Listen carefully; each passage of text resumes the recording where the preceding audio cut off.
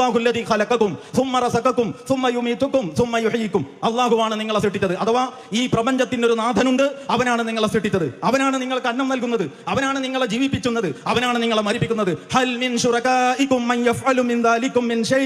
ഈ കാര്യങ്ങളിൽ വല്ല കാര്യവും ചെയ്യുന്ന അല്ലാഹുവല്ലാത്ത വേറെ ഒരു അതോറിറ്റി അല്ലാഹുവിനോടൊപ്പം ഉണ്ടോ? ഇതാണ് ഖുർആനിന്റെ ചോദ്യം.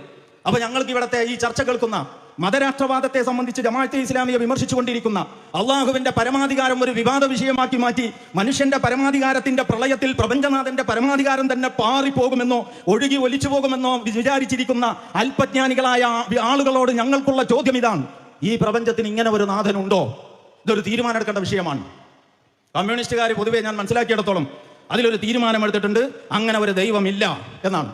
ഇനി അങ്ങനെ ഒരു ദൈവം അത്യാവശ്യമാണ് നിങ്ങൾക്കെങ്കിൽ നിങ്ങളുടെ സ്വകാര്യ ജീവിതത്തിലാവാം. നോക്കണം, നിങ്ങൾ സ്വകാര്യ ജീവിതത്തിൽ ദൈവം ഓരോരുത്തരും ഒറ്റയ്ക്കിരിക്കുമ്പോൾ ദൈവത്തിന്റെ അടിമയാണെന്നും എല്ലാവരും കൂടി സംഘടിച്ചാൽ ദൈവത്തിന്റെ മേലെ ഉടമയാകുമെന്നും അതല്ലേ ഈ പറഞ്ഞതിന്റെ അർത്ഥം?